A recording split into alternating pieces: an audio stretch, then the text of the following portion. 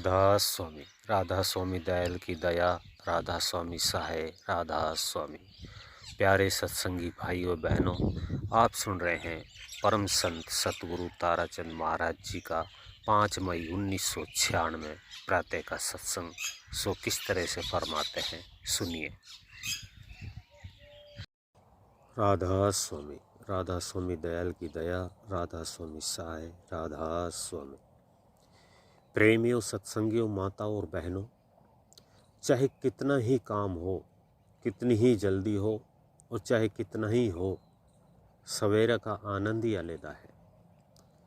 एक महर्षि जी की साख मिली थी, उसने भी यही बताया और दूसरे महात्मा भी कहते हैं कि ब्रह्म मुहूर्त में उठो, ब्रह्म बेला में उठो। मैंने किसी वक्त शिव पुराण सुनी थी, उसमें शिव जी कहता है उमा को कि हे पार्वती, सवेरे ही उठो और इस प्रकार से 3 इंद्रियों को बंद करो। कबीर साहब ने भी यही कहा है कि आँख कान मुख बंद कराओ, तब देखो गुलजारा, कर नैनो दीदार, महल में प्यारा है। नानक साहब भी कहते हैं कि तीनों बंद लगाए के, सुनो अनहद टंकोर, नानक सुन्न समाद में, नहीं सांझ नहीं भोर। कभी आप लोगों ने सोचा होगा, मखौल करने वाले कर देते हैं। मैं भी सोचा करता था कि यार हम कैसे मत में फंस गए।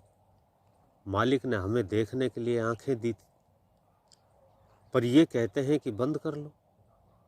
कान दिए सुनने के लिए, पर ये कहते हैं कि बंद कर लो। उसी तरह मालिक ने खोलने के लिए जुबान दी, बोलने के लिए जुबान दी, पर ये कहते हैं नहीं, इसको बंद करो। उस वक्त ये हालत थी, सतगुरु की दया हुई तब पता लगा। कहते हैं कि सबसे बड़ी यही 3 इंद्रियां हैं और यही सबसे प्रबल है। एक शब्द है, जीव जुल्म का जोर है, कामदेव बढ़ जाता है। जुबान को यदि शुक्र में लगा दे तो ठीक, नहीं तो रोज ही पता नहीं क्या कुछ करवा दे। जीवा बड़ी अटपटी, बोले आड़ पताड़, बोल बाल के भीतर बढ़ जा, जूते पीटे कपाल। जूते सिर पर पड़ते हैं, ये ऐसी है। वाणी में गुण भी बहुत है। वाणी तो अनमोल है, जो कोई जाने बोल, ये तराजू तोल के, फिर मुख बाहर खोल। कई कई आदमी होते हैं जिन्हें बोलना नहीं आता, वे फिर चाहे कितने ही सुंदर और धनायड़ हो, कितने ही बड़े क्यों न हो, वो कोड़ी के भी नहीं है। कई लोगों को बोलना आता है तो उनको लोग दूसरे गांव में बुला कर ले जाते हैं कि तू अच्छा आदमी है, पंचायती है, बोलने वाला है, मेरा अपना काम है, चलना पड़ेगा। इसलिए वाणी में 2 गुण है। वाणी 2 इंद्रियों का काम करती है और एक भी इंद्री नहीं है जो 2 काम करती हो। जैसे ये खट्टा मीठा बताने का काम भी करती है और बोलने का काम भी करती है, सो ही मैंने आपको बताया कि ये 3 इंद्रियां हैं, ये तीनों ही बड़ी तेज है। महात्माओं ने जो उन पर बंद लगाए, वे इसलिए ही लगाए कि अटपटा करने से रह जाए। पर ये काम थोड़े ही दिन करना पड़ता है, जब आदत पड़ जाती है तो बड़ी शांति आ जाती है।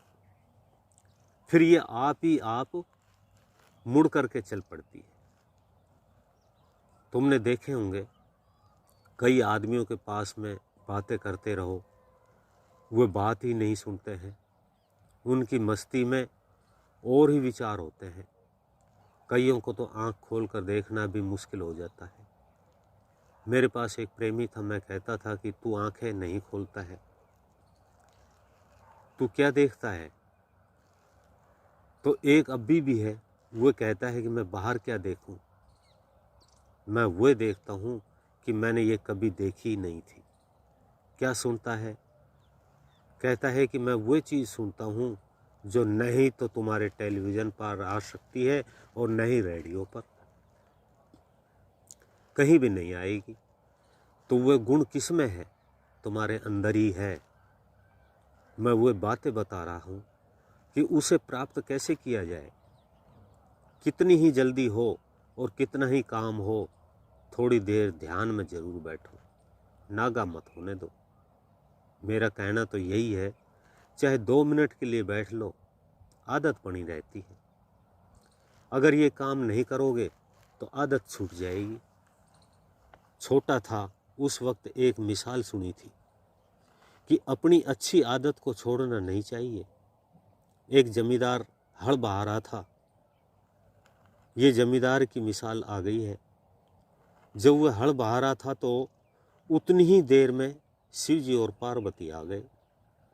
शिव जी ने कहा कि जमींदार क्या कर रहा है? उसने कहा कि हल बहा रहा हूँ।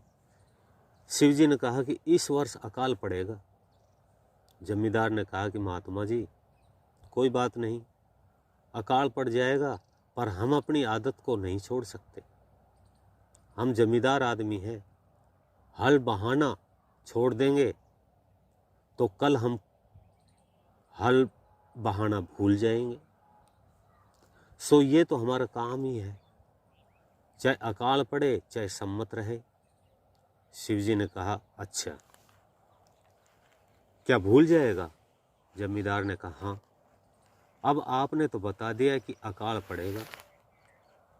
अब अगर मैंने हल बहाना 12 महीने के लिए छोड़ दिया तो हम तो हल बहाना ही भूल जाएंगे, तो हमारा तो नाश हो जाएगा।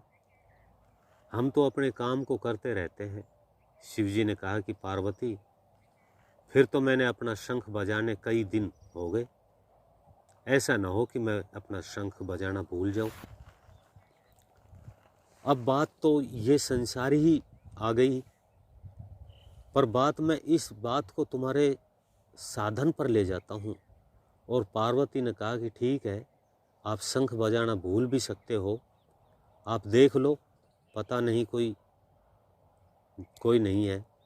अब उस शंख में तुतकार लगाई तो घटा टोप बादल होकर के बारिश हो गई, खेत पानी से भर गए। जमींदार ने कहा कि ये क्या हुआ? शिवजी ने कहा कि ये तेरी मेहरबानी है। सो ही उसने कहा कि आदत नहीं छोड़नी चाहिए। अभी आप सुन रहे थे परम संत ताराचंद महाराज जी का ये सत्संग।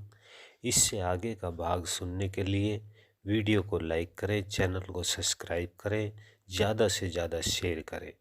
सभी सत्संगी भाई बहनों को मेरा हाथ जोड़ करके राधा स्वामी जी।